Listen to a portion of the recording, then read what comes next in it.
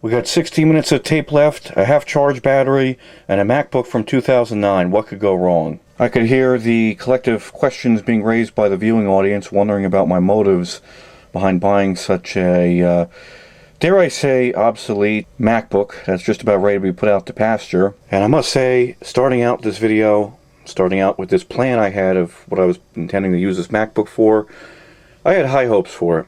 I probably should have set my expectations a bit lower. Because when you have standard definition DV camcorders underfoot just about everywhere you look, iMovie HD is a pretty good option for capturing and rendering out that video. So I have all these camcorders lying around. What better way to capture, edit, and eventually export that video? Because using just the FireWire output of one of these camcorders, hooked up to the computer using one of these FireWire 4-pin to 6-pin cables, and connected up to the 6-pin FireWire connection on the side of the MacBook, you're good to go.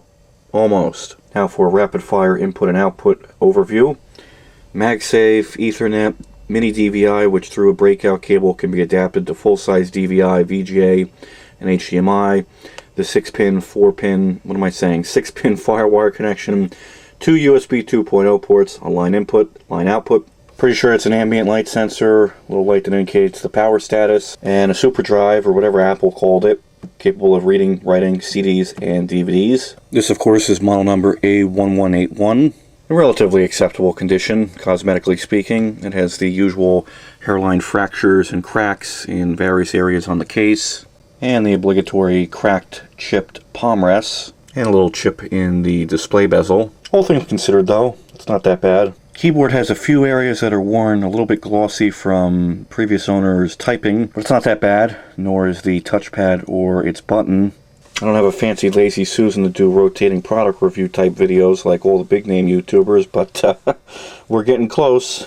Also has an iSight camera that's not HD, and you're probably looking at the screen right now realizing that it looks rather dim, and that is with it turned all the way up. Decent, but in well-lit or outdoor environments with a lot of glare, you'd probably be struggling to look at the screen. That's just the way it is. But those people that are well acquainted with the Mac OS versions probably have noticed that this is not a version of Mac OS that would have shipped with this right from Apple. Cue the excellent, impeccable timing for the screen to shut off.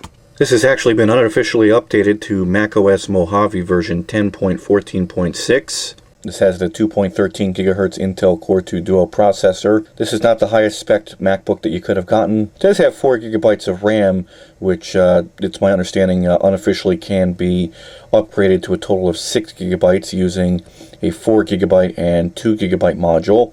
And this also has NVIDIA GeForce 9400M graphics with that puny 256 megabytes of VRAM. And its hard drive has been upgraded to an SSD. It's had a 160 gigabyte original equipment supplied Hitachi hard drive. I actually have sitting right over here. Still has the original Apple insignia on it. This thing was really quite slow and sluggish, being a 5400 RPM drive and a mechanical spinning one at that. So an upgrade to some no-name 256 gigabyte SSD has helped things significantly. Now, just looking at it right here, sitting on the desktop, everything looks A-okay, ready to go. Unfortunately, it's when you actually start to dig into it and use it for actual productive tasks, or even just watching cat videos on YouTube, that everything kind of goes to hell in a handbasket. First and foremost, I think an adequate test of this computer's muscle would be YouTube, and you can see that it's struggling just to load the YouTube homepage. Just gotta wait and bide our time. This is taking a lot longer than it did off camera for some reason, and there's nothing running in the background, so kind of curious what's causing the slowdown. What's nice though is that Safari does support third-party extensions, so I was able to install AdBlock to cut down on the nuisances associated with the modern day web and all the advertisements that come along with it. And this version of Safari that it's currently running is version 12.1.2, and that's just about, I think, the newest version that this, if not the newest version that this can run under Mojave. You can see that this is running the most up-to-date version of Chrome as of the recording of this video. Automatic updates are turned on. Here goes trying to play one of my YouTube videos. And, you know, you get all these pop-ups that certainly don't help the situation on older disadvantaged systems such as this. And you know that super convenient feature that iPads, iPhones, and Macs have that let you send files wirelessly from each device using AirDrop? Well, that's not going to work because this computer is too old. There you have it, straight from the horse's mouth, aka Wikipedia. You need a MacBook Air mid-2012 or newer, a MacBook Retina, all models, or a MacBook Pro mid-2012 or newer. So if you were intending to try to use AirDrop, you won't be able to do that.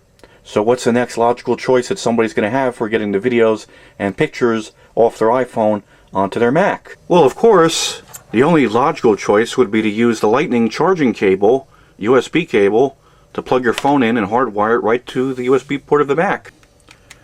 Got that end plugged into the phone, and this end will go right into the USB port on the Mac. And of course we need to unlock the iPhone to use accessories, and you might think that after that point we'll be home free, ready to access the videos and pictures off this thing. And this is what we're greeted with. A software update is required to connect to my iPhone. Wait just a second. Before you go ahead and blithely click Install Update, refer back to DasDude1's Mojave Patcher Tool website for running it on unsupported Macs. If you scroll to the end, you can see this mention here though of reinstalling patches during system updates and how some patches may get overwritten, and therefore you have to use the patch updater tool to reapply those patches. And if we scroll down even more, you can see this mention of after applying any system update via software update, reapplying post-install patches using the Mojave Patcher installer volume will most likely be necessary. And if you install a software update and the system fails to boot afterwards, this is what needs to be done. However, I don't have an installer volume, nor do I even know how to use this tool, although it does look relatively straightforward given the very easy layout of this website with plenty of pictures and step-by-step instructions. But still, as it stands right now, really rather not take my chances and end up breaking this computer just yet. So as it stands right now, if I want to get files like pictures and videos off my iPhone and try to edit them in iMovie, the only easy way, somewhat easy but extremely slow way to do it, is to copy it to a network share like the USB drive that's attached to my router's USB port, or gasp, sigh, eek, upload it to Dropbox, SkyDrive, OneDrive, old habits die hard, or Google Drive, or even iCloud, and wait for it to upload, and then download those files to the Mac. But that's turning what should be an easy and straightforward process into something that's going to take a lot longer and is becoming increasingly arduous. This is the software that I had to use to clone the hard drive over to an SSD, Carbon Copy Cloner. They actually give you a fully functional 30-day trial, and I have until January 25th to figure out if I want to purchase this software. But it's nice because this software will actually allow you to copy your Mac hard drive to an external drive, be it an SSD or even a regular old hard drive, with you booted to that volume. Because I saw a lot of mentions of using disk utility to accomplish the same thing, which comes with every Mac and is part of the system software. But every time I tried copying the Mac hard drive to the SSD, gave me an error that the device can't be unmounted and mounted, and therefore can't be byte level or block level copied. So that was a fail. Though I shouldn't be too harsh on it because I was booted to the Mac hard drive, and I guess you can't do that. You have to not be booted from a drive that you're trying to clone. Probably because things like shadow copies don't exist on Macs like they do on Windows. The newest version of Audacity does work under Mojave, and if we give it a couple of moments to bounce around down here, figure out what it feels like doing today, it will eventually load up. There's actually an update right now. I'm wondering if that'll actually download and install, and it actually looks like it's going to. What is going on over here? Go away. Oh, this is from the last little bit of shenanigans that I partook in, trying to deinterlace probably like 50 clips from a Digital 8 camcorder, and it ended up crashing, and now I'm opening up and I'm left dealing with the aftermath here.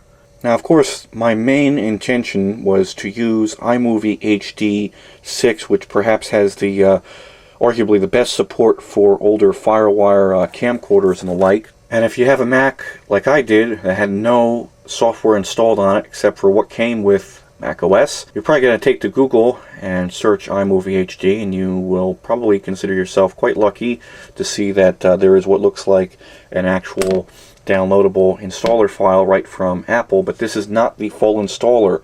This is an update file. So whatever is a person to do that's on the hunt for old, obsolete, cast-off versions of iMovie, such as iMovie HD, well, take to Google, and if you scroll down a little bit, you'll actually see this link that I happened across totally by chance from this guy Robert Harder, wherein he actually supplies iMovie HD configured in such a way as to have its configuration file modified so that it thinks it's a newer version, version 6.0.5, that will actually install and run correctly under newer versions of macOS than what it was originally destined and intended for, such as, in my case, Mojave. See, there's a way to update the configuration version string where you change the version number from 6.0.3 to 6.0.5, and voila! It's a miracle. We have iMovie HD.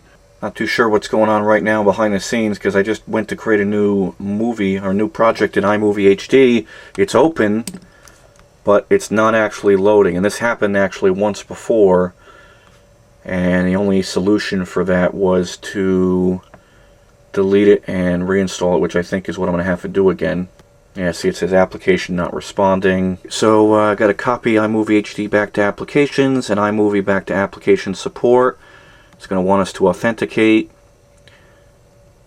and I want to replace that folder with the stock configuration, and of course it wants us to authenticate now. Okay, we've got a bouncing icon, and now it wants to verify. Now it wants to ask if we're sure we want to open it, and now create a new project. Is it going to work now and actually let us create a project, or is it just going to keep crashing? And get used to this spinning rainbow pinwheel icon because you're going to be seeing a lot more of it in this video. And if you decide to use one of these old MacBooks, if you're glutton for punishment. Okay, try number 2. Actually, this is try number 3 now we're going on. I just deleted it, made sure it was deleted from the trash bin. And we'll see. Why is it not showing up in Launchpad? Oh, there it is. Let's see what happens now. Here we go again, verifying. And the battery's going dead. Okay, create a new project. Is it going to work this time? Yes, there we go. Okay, so we got to actually make sure that we deleted it from the trash. And then start with a fresh project. And I'll just do my horrible movie. And do HDV 1080i. You could do 720p. TV widescreen. Can create that. Yes, well aware that the Mac will sleep soon. What's it doing now? Oh goody, the application isn't responding yet again. Something tells me that Apple couldn't care less about any error reports that we may send their way. There's that damn pinwheel icon again. Noticing a trend? Alright, we're going to try this one final time. I'm going to delete iMovie from application support. And I'm going to go to applications and delete iMovie HD yet again. Alright, is 4 times going to do it? Something tells me no. It says loading. Okay, there we go. Only took 4 times. So this is reporting itself as being iMovie HD 6.0.5. Well, this was working. Now it isn't. It's saying that there's no camera attached, which is clearly a lie. There must be something wrong with... I think it's this cable I'm using. Well, now we're getting somewhere. It must have been that crappy cable I was using. So I actually am getting... it's able to detect that the camera is currently connected. And I could go ahead and start capturing video from my digital 8 camcorder sitting over there off camera. And it's actually working okay right now. This is a very basic editor. Does playback fine, nice and smooth. Can drag the clips down to the timeline. Of course, there's no audio waveforms, which is something that I've been rather spoiled with, that you get on contemporary video editors if you have to cut out a lot of the fluff from a video. But it does work fine, but just don't try using certain transitions. I learned that trying to use the, I think it's called the dissolve or disintegrate transition, if I bring that disintegrate transition down, it just sits there. But yet you can still play the video before the transition and after the transition, but there's now a gap here. And what this was doing off camera is it was actually locking up. So something's not right with it applying certain transitions, like a cross dissolve. Oh, we got the pinwheel icon. Well, the transitions were working. I guess now they're not. The whole program's going to lock up. For anyone who's actually interested in what's the newest version of iMovie you could run, that would be iMovie 10.1.12.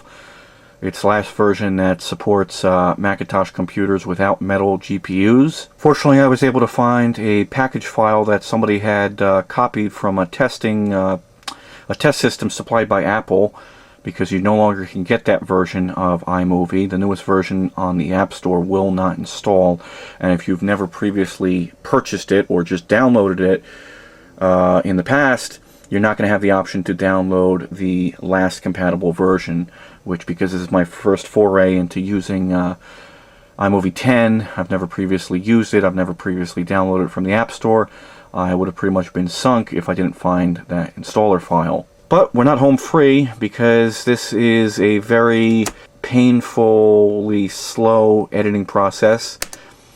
This is actually HDV video from an HDV tape camcorder, and it's MPEG-2 video, so it's a little bit easier to edit compared to AVC HD.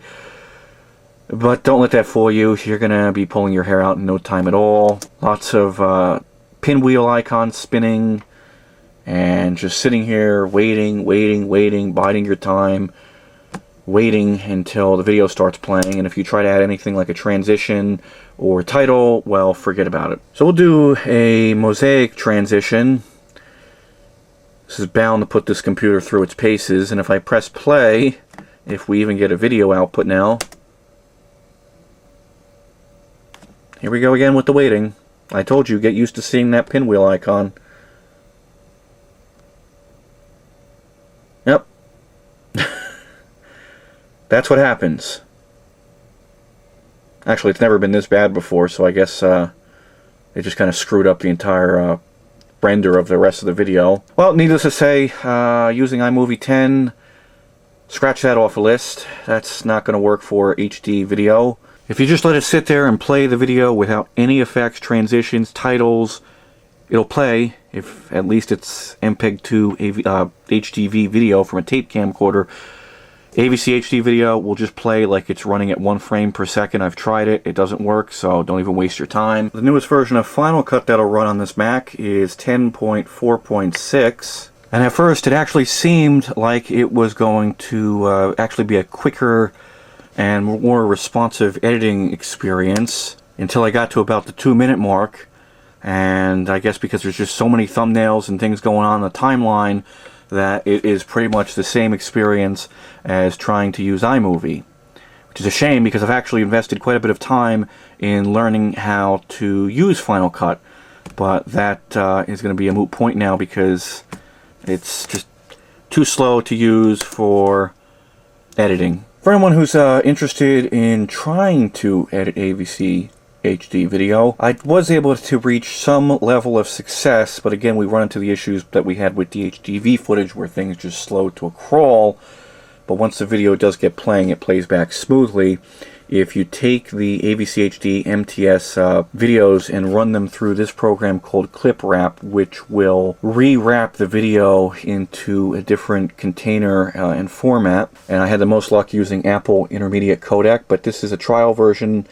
Only gets you 1 minute of video that it'll transcode or rewrap. I don't think they actually do any transcoding, so you shouldn't lose any quality. But the program is no longer in development. It's been rendered obsolete by its successor, Edit Ready, which supposedly has all the functionality of Clip Wrap and much more for the same great price. So even if I wanted to use Clip Wrap, I can't, because it's not for sale anymore. So I know, everybody watching this video right now is going to probably be telling me, well, why don't you just download and use Edit Ready then? If it's the same thing, if not better. Don't let the cheery green checkmark fool you, telling you the installation was successful. Oh, what is this? We're already off to a fantastic start. Yeah, software was installed successfully. Well, it was installed, it's not actually running. And if I try to open it now, opens and immediately closes. And then we get this problem report for Edit Ready. And there's no way, conceivably, that I could figure out how to run it properly. So it must be some kind of incompatibility, some kind of a problem. But needless to say, so now I'm stuck between a rock and a hard place. I can't use clip wrap because it's not available anymore unless I want to transcode videos that are less than a minute. And I can't use its successor, Edit Ready, because it doesn't run properly. And here's where running a newer, but not quite as contemporary as Apple would like, version of macOS bites you in the rear, because you go to install any of these bevy of programs, and we get greeted by this lovely message that the program can't be installed because the macOS version 10.15 or later is required, and we're running 10.14.6. And if you get lucky enough and find a program that'll actually download and install from the App Store, like CapCut, and there we go. Nice little pop-up telling us that our machine needs to officially be upgraded to macOS Mojave, and we can't use CapCut. Too bad it doesn't let us just bypass it and continue editing. It just closes the program. Well, if for nothing more, at least you can retire this MacBook to active desk duty as a word processor.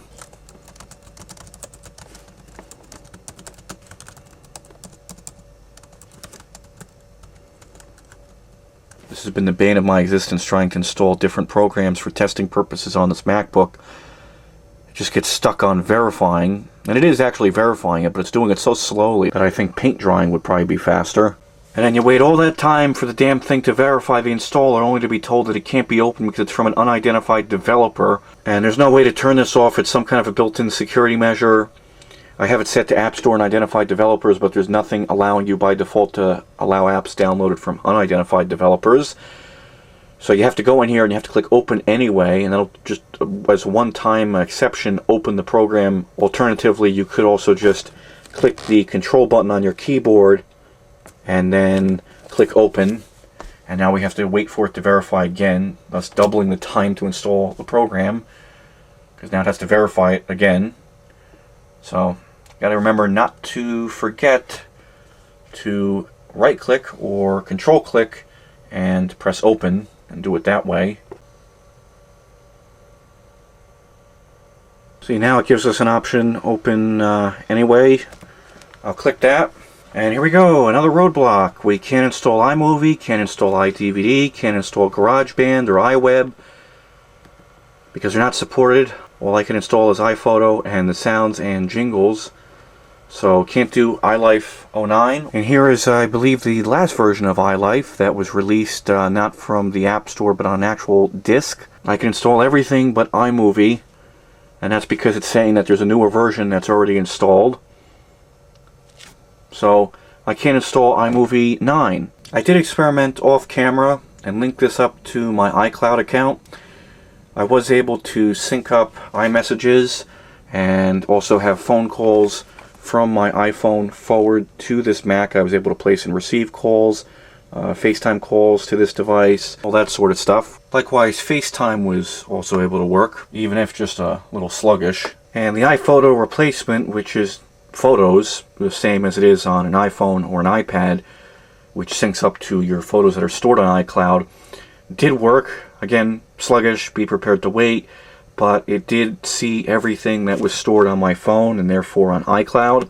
So that was nice, actually, just having a unified experience and being able to access my pictures and videos as if I was on my iPhone. This is running iTunes 12.9.5.5. What I need is a newer MacBook.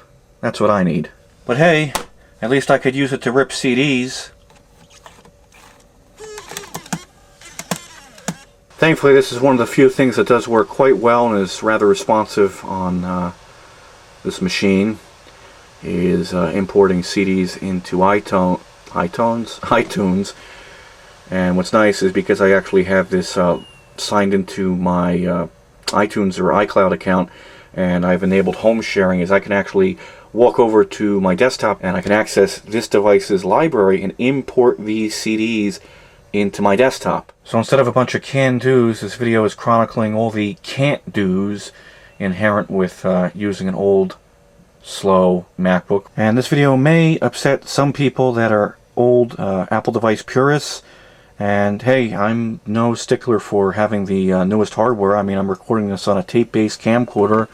I'm using an iPhone 7. Don't tell anybody. As far as anybody else is concerned, this is an SE 2nd gen. So I don't have any problem using old devices so long as they actually do what I need them to do. However, that's really not the case with this MacBook. So I think the next best thing to using iMovie 10 on this thing, or even Final Cut, which is what I had hoped to do, is probably just use this thing for word processing, light web browsing, CD ripping, and editing and capturing DV standard def video. So all the people that are going to be yelling in the comments to downgrade this to the version of macOS that it's shipped with, or some version that supports it a bit better than unofficially patching a newer version to run on old hardware, and that could certainly be the case, although I don't think, well, that would introduce a whole number of problems, like no longer being able to probably use iMovie 10, the newest version of Final Cut. This is definitely what most would probably consider an effort in futility and end up just walking away from and calling it quits and quitting while they're ahead, something I probably should have done from the onset. It's been about a week now of me going back and forth trying to edit videos, trying to render said videos, or use this Mac for anything I had hoped to do, and I guess my expectations were just a bit too far-reaching. And before a YouTube comment lynch mob comes after me for my rather cynical and critical opinions of these old white MacBooks, don't take it the wrong way. I actually have a soft spot for these, and I still am going to be using this MacBook for ripping CDs, transferring and converting analog and digital videotape using iMovie HD, and I'm going to focus my efforts more so on running software that was actually from when these were new, and so therefore it's more optimized to run properly and expediently with the hardware limitations imposed by an old Mac like this one. And these are still great, very capable machines, but when you start patching things and mucking around with things to do stuff that these were never intended to do, like run newer versions of macOS and newer versions of software that they were never supposed to run, that's where you start to get into problems.